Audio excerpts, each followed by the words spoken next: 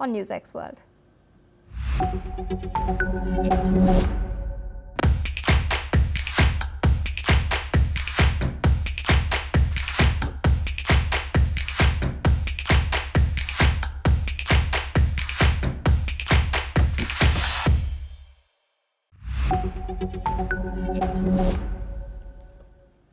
Hello and welcome viewers, I am Pia and you're watching NewsX World. Let's take a look at the top headlines this hour.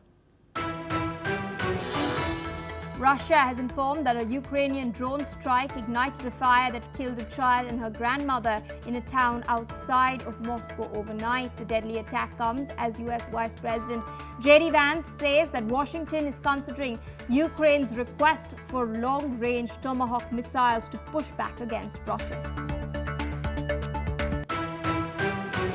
US President Donald Trump is all set to host Israeli Prime Minister Benjamin Netanyahu at the White House, pushing a Gaza peace proposal amid European recognition of Palestinian statehood. This marks Netanyahu's fourth visit since Trump returned to office, even as Israel is seeking to shore up US support while facing mounting criticism.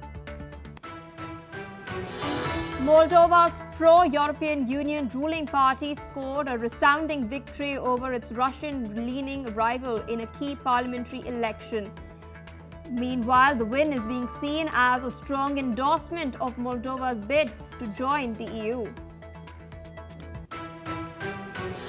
A man crashed his vehicle into a church in Michigan and opened fire with an assault rifle, setting the building ablaze and killing at least 4 and injuring 8 others. The alleged suspect died in a shootout with the police. The FBI is now leading the investigation, calling this act targeted violence. Iran has executed Bahman Chobi assault.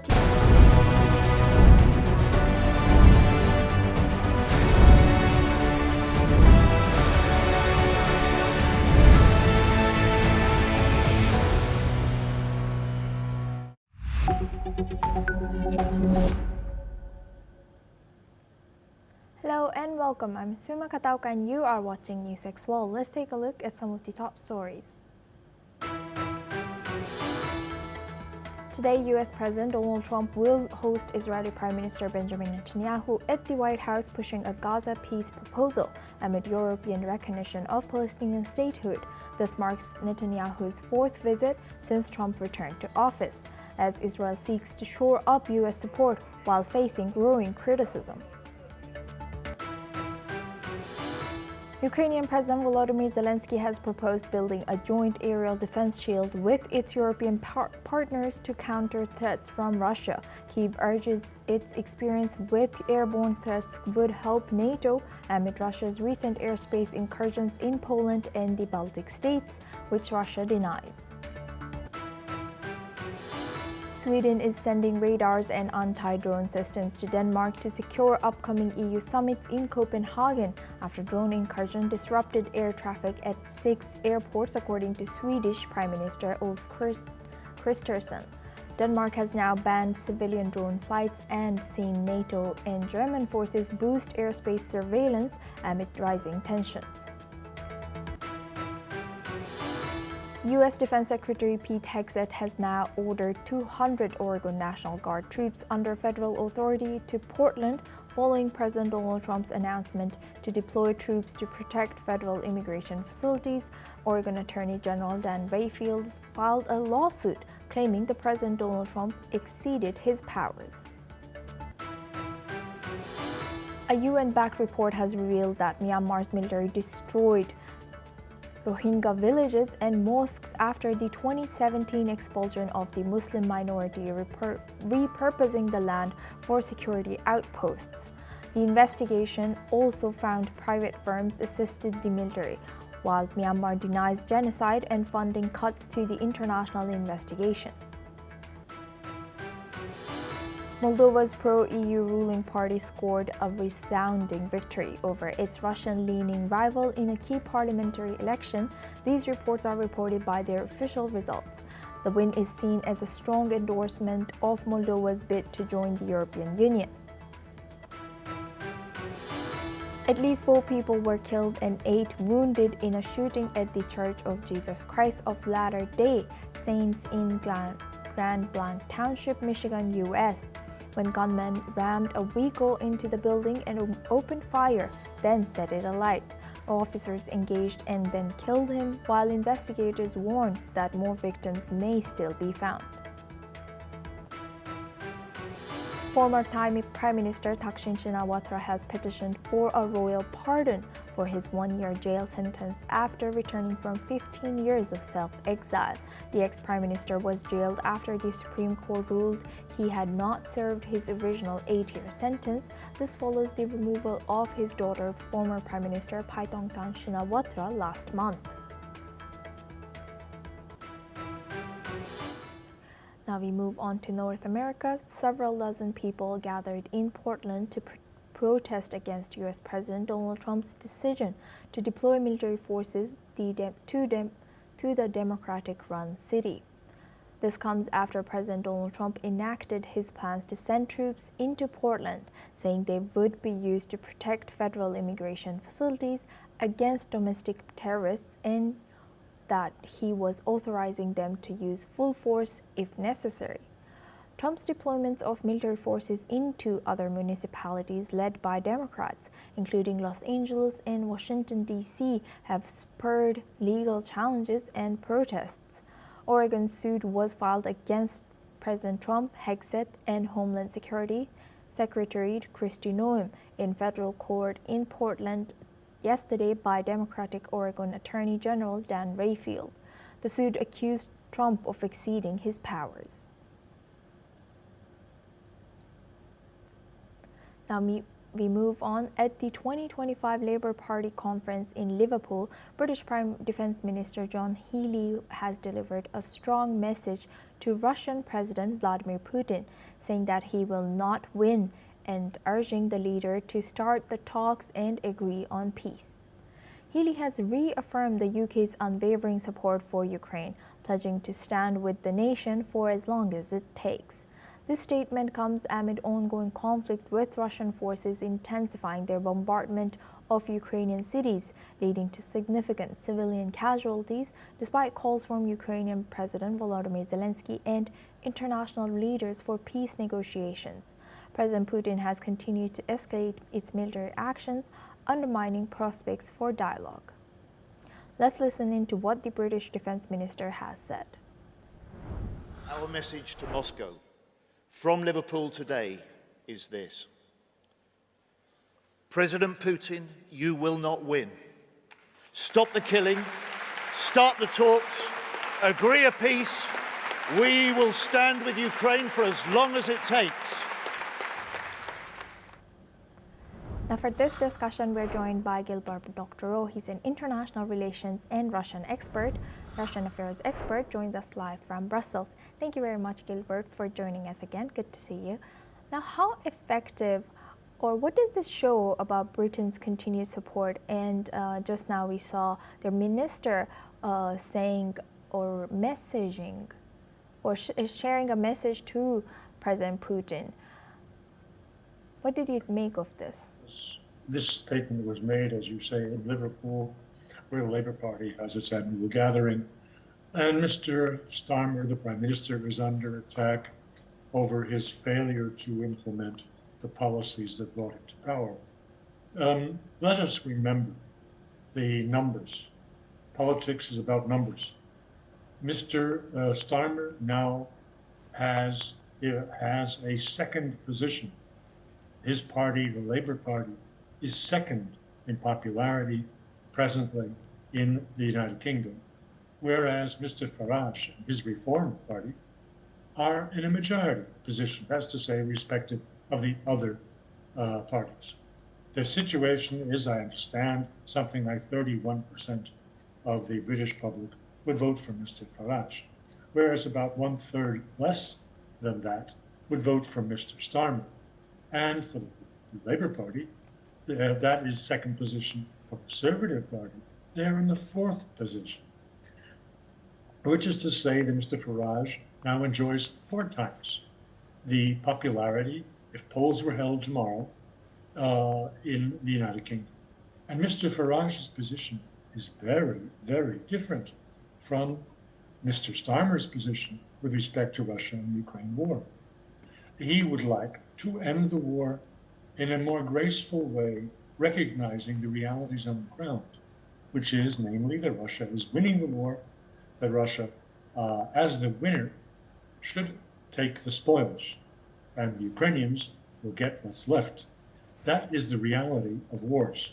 Mr. Starmer's defense secretary, defense minister, is speaking empty words.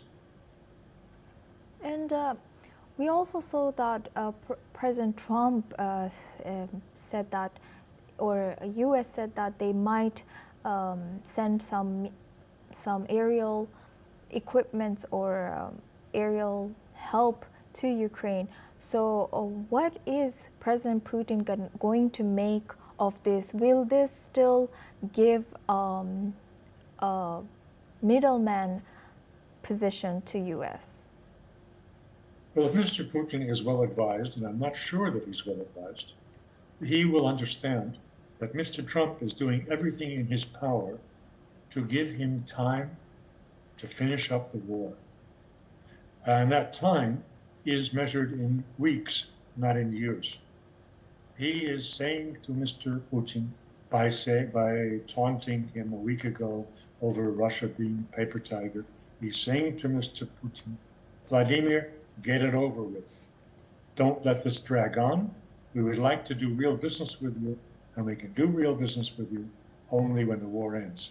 So I don't think that Mr. Putin is very alarmed about the threats of sending Tomahawk missiles to Ukraine, who could then use them as they wish, because Mr. Trump never will do that. First of all, the United States does not have Tomahawk missiles just to waste on Ukraine, which is a lost cause, nor would he want to invite a Russian attack on the United States for supplying those missiles, which makes the United States a co-belligerent. So all this is also empty talk. But unlike Mr. Starmer's defense minister, this is empty talk with a very serious purpose. The purpose is to end the war, not to continue the war. I'm speaking now of what Mr. Trump would like to do. But to end the war, let's be honest about it, on Mr. Putin's terms. So that is where it stands. And Gilbert, Doctor, also some are criticizing or saying that maybe Trump is frustrated with Putin. Do you think that that is the case? Well, I think he is frustrated, but not for the obvious reasons that the mainstream media would have us believe. He's frustrated because Mr. Putin is too cautious. He's too much a lawyer running a military, where it should be really a military-minded man running the military operation in Ukraine. In this regard, Mr. Putin's war of attrition is taking too long. The world does not stand still, the world moves on, and Mr. Trump would like to get this over with quickly, not at Mr. Putin's slow pace. The Russians really have to reconsider what they're doing, because the present mode of warfare, though it's been slightly accelerated, and though there is much more severe attack on Ukraine, as you mentioned at the start of this segment, let's be also cautious in what we say about it. Severe attack. Over on Sunday, the Russians launched 500 drones against Kiev and a few other cities, maybe 40 missiles. And the results were, how horrible, 4 people were killed. If that is many civilians being killed, then we're not being serious about this war. Many civilians being killed is what Israel is doing in Gaza, killing 70,000 civilians, knowing very well whom they're killing. If 4 people were killed in Russia's major attack on Sunday in Ukraine, then it very likely was what's called collateral damage. If any of the drones were hit down by Ukrainian air defense and crashed into a building, killing somebody, that's what happened. Well, you can't have a full war and nobody dies. And in the light of the recent talks between President Zelensky and Trump in the sidelines of UNGA, and also today's statements that we saw made by President Zelensky saying that there's a shift of tone by President Trump. What do you think that what do you think of that, and do you think that it is true that the Trump's tone has shifted, or it has become warm towards Ukraine in some way? The tone has shifted, but it's completely deceptive. Mr. Trump is a master at deception and a double talk. When he is working in an area where he does not have congressional support from the American political establishment. His plans for Ukraine are not supported even by his own MAGA constituency. Therefore, when he deals with Ukraine, he talks double talk. And if Mr. Zelensky finds it convenient to believe that double talk and to disseminate it as if it were real, well, that's his business. But the reality is that he was telling Mr. Zelensky open lies, which Mr. Zelensky found convenient to tell other people, as if it were true.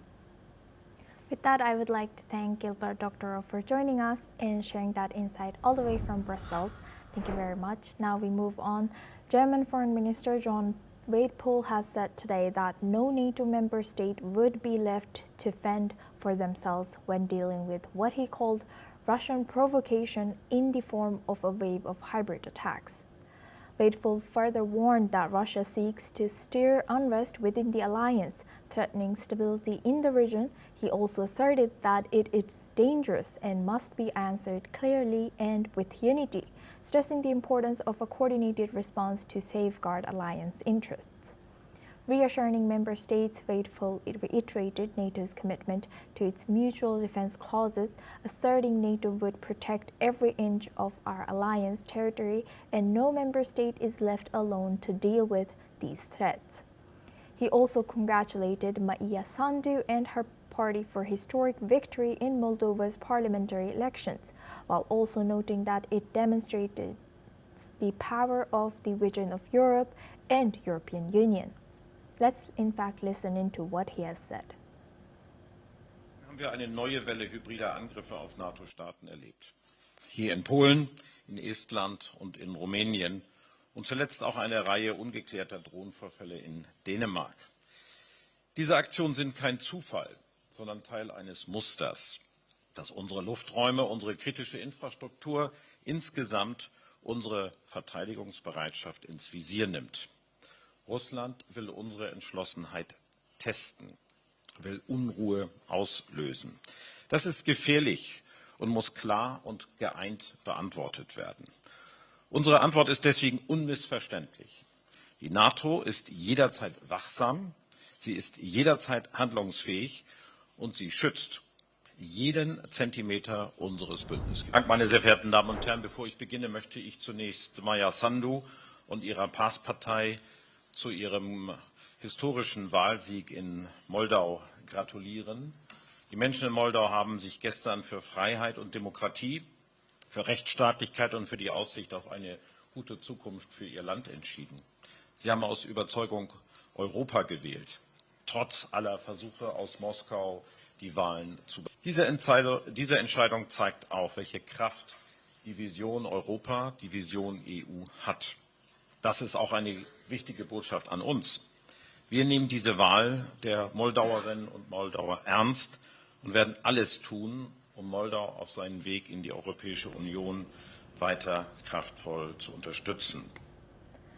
The UK government is considering to tighten the criteria for migrants seeking permanent residency. Interior Minister Shabana Mahmood is expected to announce this shift in her first speech to the Labour Party conference.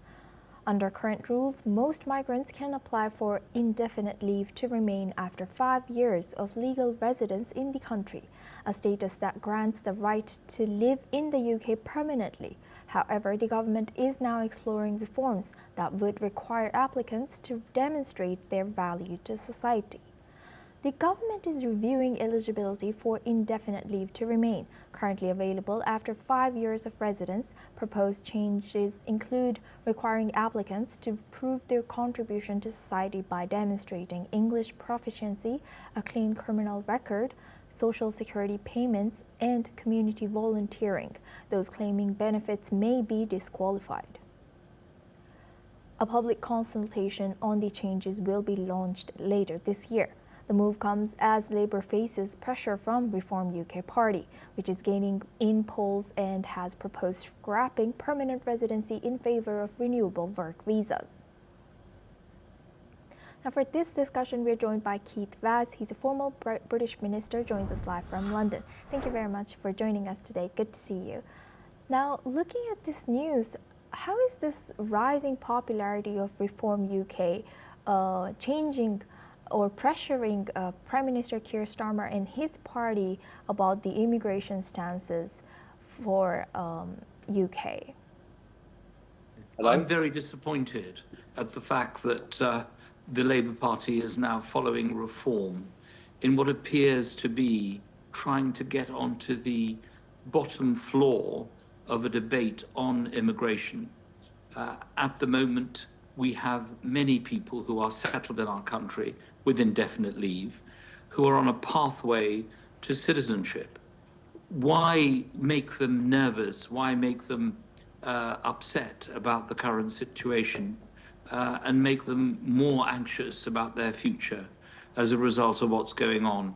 I think the political parties need to stop this bidding to the bottom in the way in which they have. It's totally unnecessary, and it caused a lot of anguish amongst a lot of people. If everyone with indefinite leave, for example, left the United Kingdom, our National Health Service would grind to a halt.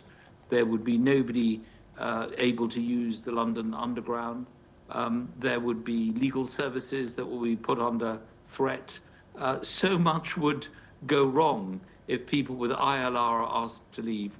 So this is a reaction, I'm afraid, to what is being done by reform. We do need a debate on immigration, and we do need to stop illegal migration. But these are people who are here legally in this country, who have gone through many hoops to get indefinite leave, and this will just be a blight on the reputation of Britain as a country that welcomes people with talent. So you can't on the one hand say, let's have overseas students coming here to participate in our country, and on the other hand say, sorry, you can't have a pathway if you want to stay here and you want to work. I'm very saddened and disappointed that a Labour government should be doing this. Thank you very much, Keith Vaz, for joining us today and sharing that insight. Now we move on to North America. Several dozen people gathered in Portland to protest U.S. President Donald Trump's decision to deploy military forces to the Democratic-run city. This comes after President Donald Trump enacted his plans to send troops into Portland, saying they would be used to protect federal immigration facilities against domestic terrorists, and that he was authorizing them to use full force if necessary.